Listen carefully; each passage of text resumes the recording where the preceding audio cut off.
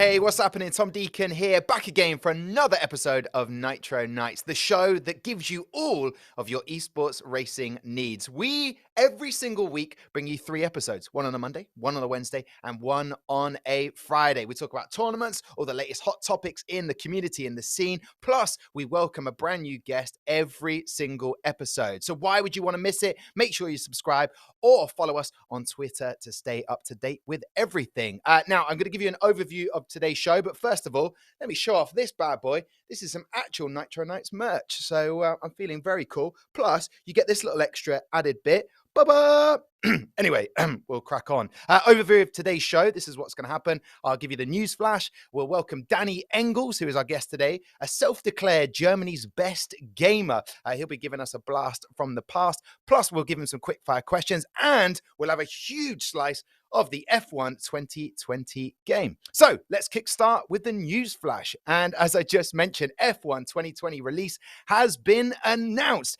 New circuits, split screen, a Michael Schumacher Deluxe Edition, and a major new My Team game mode. Plus, more flexibility in the career mode that I know we all love so much. Now, the official video game of the 2020 FIA Formula One World Championship will have all of that, plus loads more when it's released in July. I've heard that from the developers, Codemasters.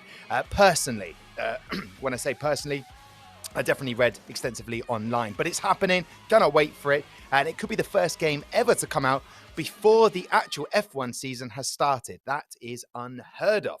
More on that on the show later on. Moving on, Thibaut Courtois. You may know him as the Belgium international goalkeeper and starter at Real Madrid. Well, guess what? He's also a bit of a sim racer. He's taking a grid place on this Sunday's F1 Virtual Grand Prix, which is taking place in China. Now, he will be going alongside Alex Albon, the actual Red Bull F1 driver.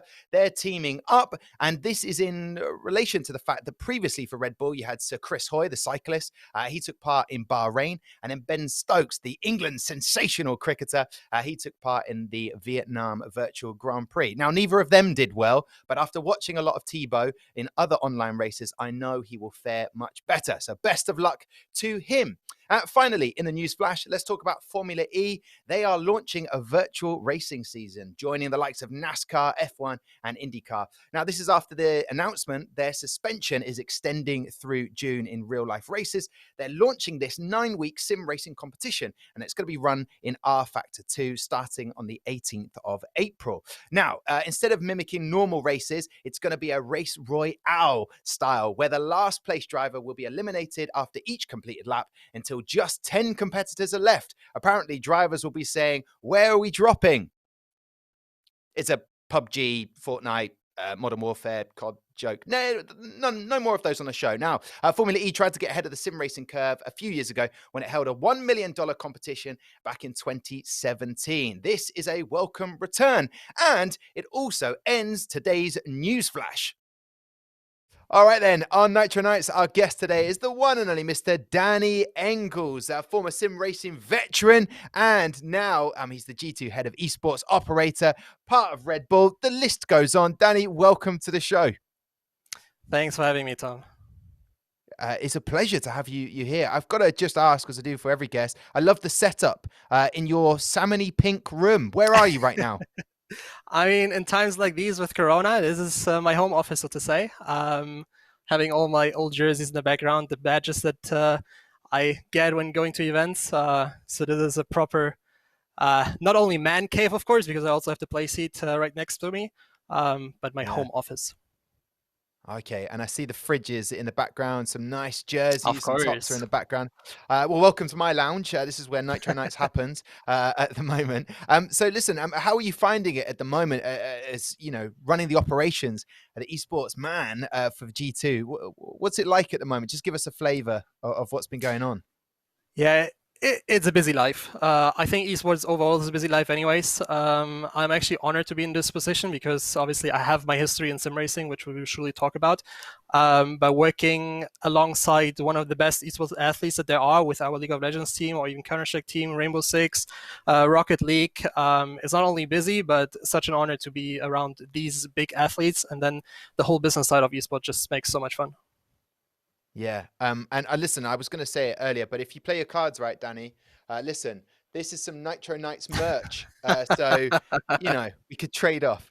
Listen, Danny, it's great to have you for this time. And we all know it's a busy period in the world of esports. But I wanted to ask you really, let's go back in time a little bit, a blast from the past. I know that it's coming up to the anniversary for you, 13 years on from this incredible win. But how do you think? Well, let's take us back then. How did you get All right. into becoming a pro gamer?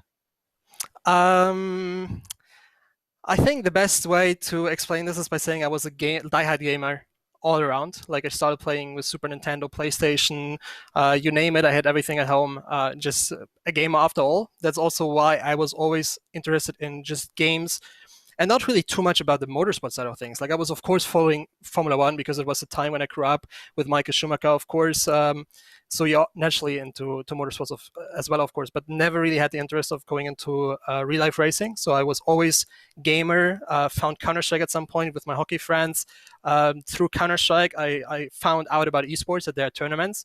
And one of the highest German leagues back in the days had Live for Speed in the highest esports tournament series. And that caught my attention because it was also shown on TV's channel called Giga by a former manager of mine, actually, Vikos, who presented the demo of the game, and I just downloaded it, gave it a go because it was so easy to play with keyboard and mouse, actually. It made so much fun, and I had this competitive drive that I really wanted to go into tournaments that were happening, and all of a sudden I made my way up into the Pro Series, and everything happened from there, I guess. Yeah. So when did that love for racing games begin for you? And what was that? So that was there any other titles that you were playing? At that time, not really. I mean, obviously, we always had fun with Super Mario Kart or any casual games that we all play, I guess.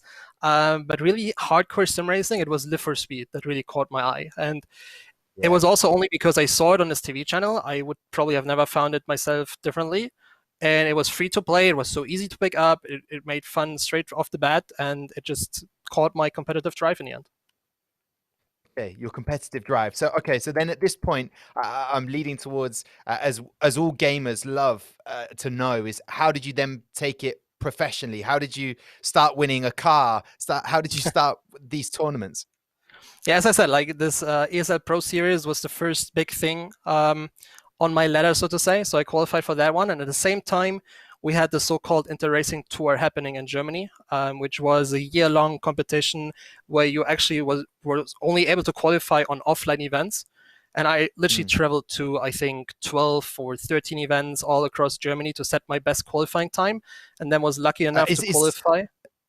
Yeah. Danny, is that how you traveled? Because it doesn't look that comfortable.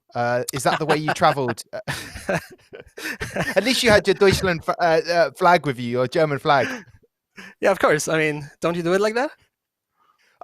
I'm always have a UK flag on me. Great. Fair enough. No. Yeah. So you started traveling for gigs for the competitions, but and there you are. Like we've got these setups are amazing. How much did it compare nowadays to back then? That's tough to say. I mean, the games themselves are probably the big game changer. They have developed so much, and of course also the equipment. I mean, I still believe in the Logitech G25, G27, G29 line as a best entry level that there still is. Even nowadays, like even if we used this 15 years ago, it's such a good piece of hardware. But obviously with the direct drive and everything else going around, that has been an enormous development, of course.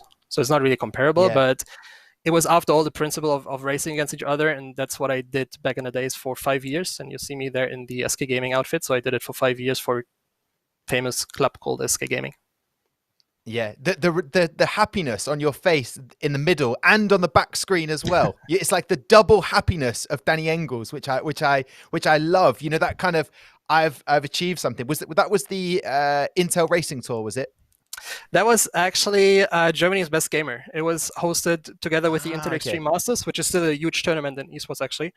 And maybe I'm relieved because I won this tournament, but maybe I was even more relieved because I won a Need for Speed tournament. Shame on me. Oh. But I guess we can also come to that later. And in terms of the money back then, was ever that a draw for you? Like if I pick up a Yeah. game, because you do say, I said at the top of the show that you're a self-proclaimed Germany's best gamer. Was that the kind of, you wanted to prove yourself? Was the money an interest level for you? Give us a feeling of, or flavor of that, Danny. I mean, in the beginning, it was definitely just a competitive drive, like competing against each other, being the best. That was something that really caught me because I was always coming out of sports world. I played football in the beginning, then changed to ice hockey, and esports.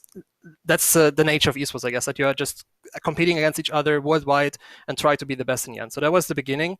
But obviously, at some point, you invest so much time into this, and you can see it nowadays with the pros that we have as well.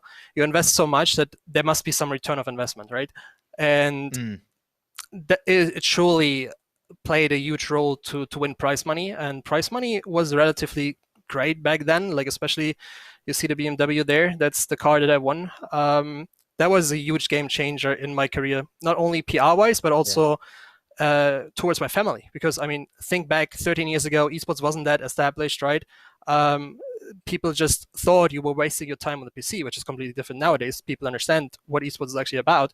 So you always had to justify why you're investing so much time into something that seemed so useless for outsiders. And then there was this one day where I brought home this car in front of our house, and I think that was the moment in time where everyone understood, okay, there's more than just playing games. Yeah. Oh, what? That? Oh, that's my brand new car. I won it by esports. See you later, guys. That must have been a nice feeling, though. A nice feeling to be able to see a material gain from it, not just the competitive side of winning, but actually to be able to say, I can make a living from this. Yeah, 100%. Yeah. Okay, and obviously, more pictures of you. This is when you won that competition. You had to be in an actual car. That was your rig. What was that like? Kind of quite an exciting difference. It'd never been done before. Yeah, I mean, just think back. This is literally 13 years ago on this day. And we had tournaments like this with Formula One chassis that you had to drive in. They even did a replica BMW Formula One steering wheel as well in that one. Only for this competition, we had Sebastian Vettel actually there around as well. Nick Heidfeld was obviously huge back in the days as well. This was a big esports tournament for sim racing. And this is what many people nowadays don't even know, that we had such a huge history in sim racing as well. Yeah, and obviously you mentioned Sebastian Vettel. I would love to see the video. I've seen it so many times on your Twitter. And actually, do you know what? We can. We'll just watch it now. Talk us through this, because not only, and obviously you say it's 13 years today. This looks like a massive event. We'll take out the sound because I don't speak German very well. But look at you. Look at you right at the front of the pack. It seems as grand as it should be. You know, people are competing for the competitive side, but also we want as many people to get involved in esports. This seemed like the beginning of it. Yeah, 100%. Like, this was even an invite-only event. We had a lot of high society there to make them understand what is esports actually all about. The whole BMW F1 team was involved as well. This was also organized by ESL back in the day, so it was proper esports already. Yeah. I don't know if you just saw him, Sebastian Vettel. He looked like it was a teenager. I guess no one even knew him back then, because it was still in his BMW junior times, I think. Yeah, and I believe I've watched this enough now. There you are, rocking in in front of an F1 driver at the time. Yeah, and the race itself was insane, because when you see the clip going on, obviously this is me winning, insane feeling. But exactly this one that you see right now with Nils Naujoks, who is also still around in sim racing, actually working together with me. We have been teammates back in the past, and this was the final lap with, I think, 2 corners or 3 corners to go, and he tried to overtake me with 3 corners to go. We touched each other, luckily without damage or anything, and I just saved it across the finish line, and then in the end won a BMW M6, which is insane. Yeah, insane indeed. Is that one of the biggest? I mean, I suppose before I get to the quickfire question rounds, where I'll really delve in. I hope you know that you're doing a quickfire question round. Of course. But just in terms of, when did you realize enough was enough, and it was time to move on to a more managerial role that we can see you in here? That was pretty easy, because sim racing unfortunately had a slump connected to the financial crisis, so it became harder and harder to justify why I do this without the prize money included. That's also why I made the switch into the Need for Speed section. Need for Speed Shift wasn't that bad of a game, but it was also not really sim racing in the end, right? But it still had Yeah. tournaments around, and it still had prize money involved. So this was the point where I said, okay, I have to go for this. I was actually pretty good on it at some point. I definitely think I was one of the best Need for Speed Shift players. Um, and that kind of took me into a fear of failure at some point. So I had a time where I put a lot of pressure on myself and never really enjoyed the game because I was more into sim racing rather than these arcade games. And that's a catastrophic formula if you're not having fun in the game, put pressure on yourself, and don't want to lose. So there was a moment in time where I understood, okay, I have to just call it a career after 5-6 years. Has been a good life, and I never even planned to go into the management role. Of course, that also just happened randomly. Like the picture that you're seeing there is from the Vegas E-Race, the famous $1 million tournament, where I was lucky enough to be invited by SK Gaming, since I had the pass with them, in order to be just there as a testimonial. I wasn't even involved anything in this competition. I was just there, but it was the moment in time. It was the moment in time where we all realized something is happening again to sim racing, and Yeah. that's where it took me to contact multiple teams in order to try to find, maybe make my own team. And that's what happened, right? So I joined G2 Esports with our own sim racing team. That became Fernando Alonso Racing at some point. Of course, we had Rudy as our first driver in G2 who went on to win the World Fastest Gamer, for example, with the Fernando team, which is now the Red Bull Racing Esports team, basically, which is still run by G2. We had an insane run, and it keeps just getting better, to be honest. Like the guys winning the Forza World Championship last year, the F1 Esports Team Championship last year. I just hope that we get Freddy so far that he also wins the driver championship, but I wouldn't There he is. mind if Yoni even wins it. That's the competitive drive that I'm still living, right? I want to win. I want to win competitions, and I'm so proud to also have this team around me right now. The sim races that you see, it's just an amazing feeling. I've never planned to be in this position. I've also never planned to make my way up into esports operations. It just all happened naturally. Hey, sometimes it's good not to make plans. It's good to see how things turn out. What I love from doing a bit of research, as I'm sure people watching this know this. What I love about you, Danny, is just the way you're nurturing that talent. You experienced it as a pro gamer, and then you're now able to help nurture it through the small teams that you kind of have, rather than the big roster that have been in the past. Is that important to you? How you nurture future talent like Yoni, like Chembo Libasi that you've had in the past? Yeah, 100%. And I think seeing how we develop as a team, also through times where we go from G2 to Fernando Alonso to Red Bull Racing, I value the trust that also these drivers give me a lot. Like I couldn't be any prouder of how we work together on a daily basis, and we have been through stormy times as well. That's one of the most important things I also try to establish in G2 esports in general, like having a trust relationship with players and really mentoring them in their times as a pro player. Okay, well, listen, Danny, we move on because the quick fire round is coming up right now. Are you ready for this, Danny? Yes. I'm a little bit disappointed that I haven't seen Rocky here. You have your drink right now. Don't let him steal my attention here. Yeah. Okay. If he's All coming right. in. Here we go. All right. Are you ready? On your marks, get set. Yes. It's green light. Okay. Favorite food, Danny? Lasagna. Okay. Most unusual thing you eat?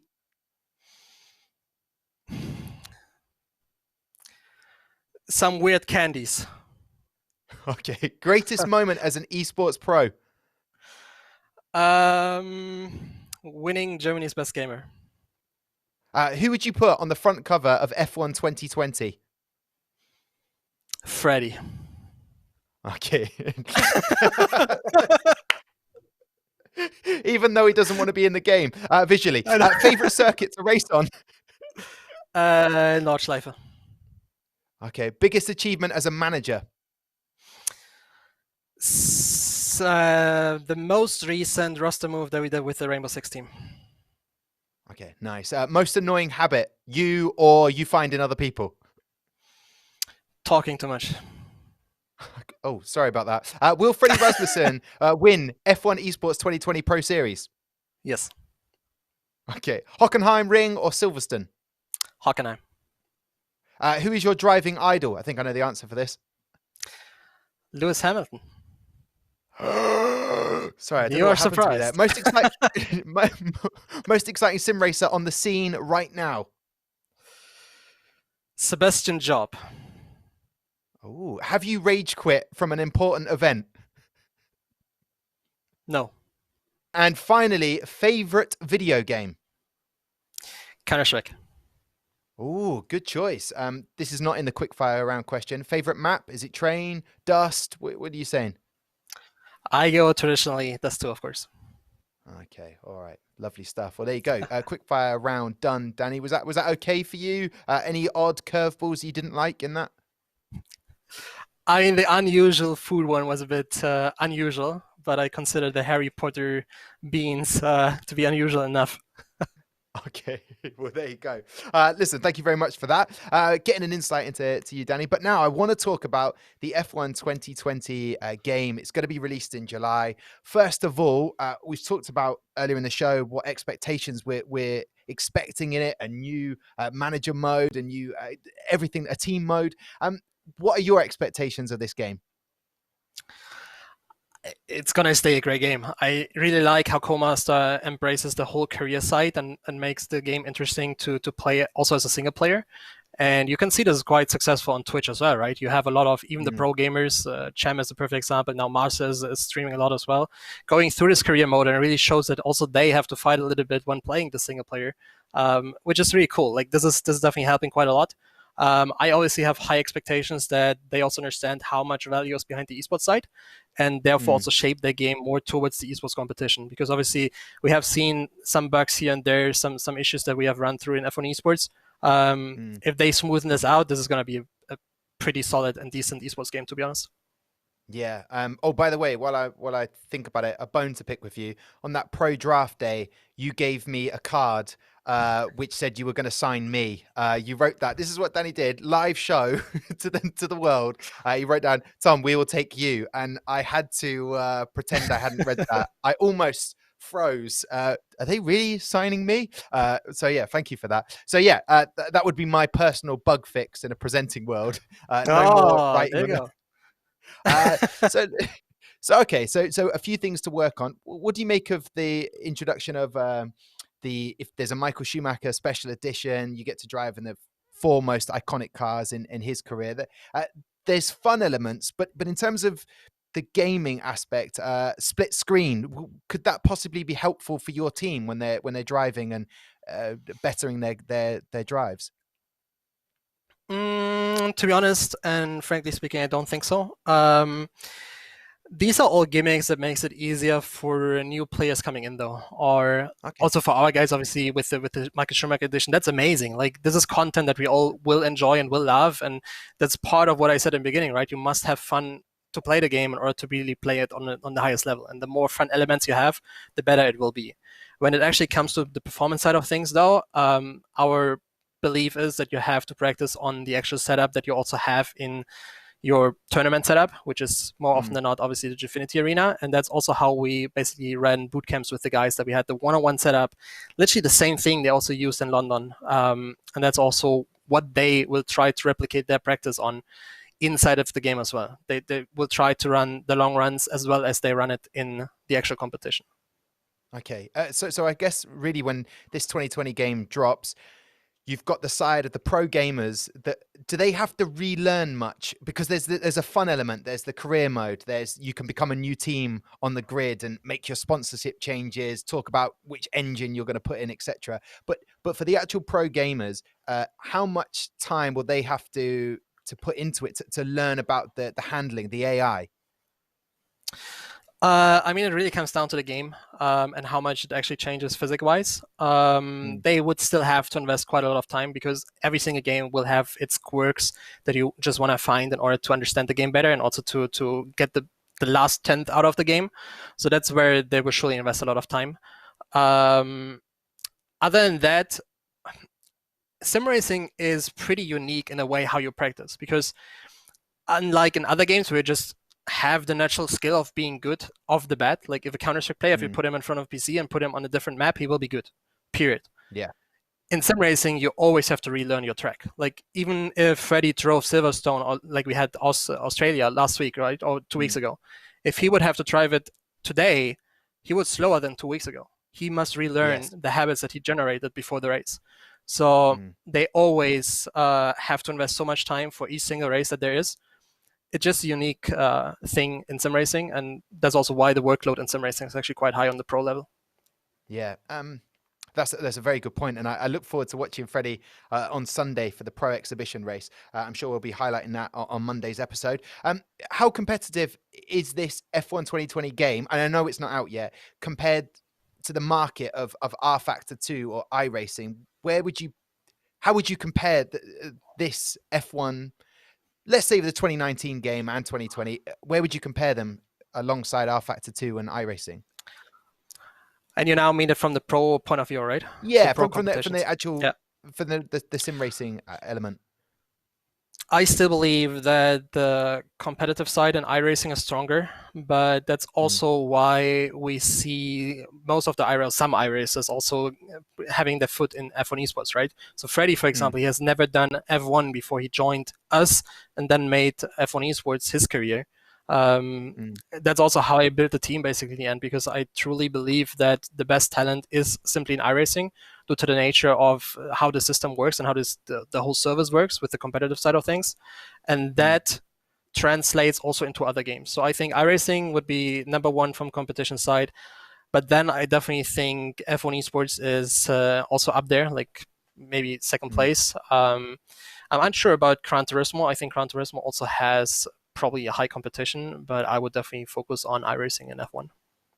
Okay, well, listen, Danny, it's been an absolute pleasure to chat to you. I did ask you in the quickfire round whether you think Freddie's going to win the F1 Esports Pro Series 2020. So there's no reason why he can't, and I'm really looking forward to it.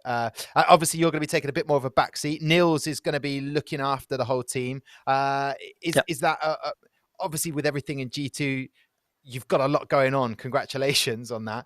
But in terms of the Red Bull team, are you happy with where things are whenever the season starts? Yeah, I mean, looking back 13 years ago, Niels knows how it feels to be second. So he will now have a better time mentoring Freddie, who just finished second. No, just jokes aside. Niels is doing a massive job. He also has a similar profile than I had, right? So he can also mentor the guys in the same fashion. I also believe Niels has even more focus on setup and the physical side of the sport as well. So combining us both is hopefully the formula to push the guys even further and into another World Championship title next year, or this year. Yeah. Yeah, well, fingers crossed. Well, listen, Danny, thank you so much for being part of Nitro NIghts. I can't wait to get the season started. And it's a shame that we haven't seen your dog, Rocky. But listen, a pleasure to have you on the show. Enjoy the rest of your time, and hopefully we'll get you back on soon. And to everybody else, thank you for watching this episode. We'll be back on Monday. Don't forget all of the races taking part and place on Sunday. I'll be doing the F1 Virtual Grand Prix in China. So come along and watch that. In the meantime, stay safe and see you again soon. Thanks a lot, Danny. Thanks as well, Tom.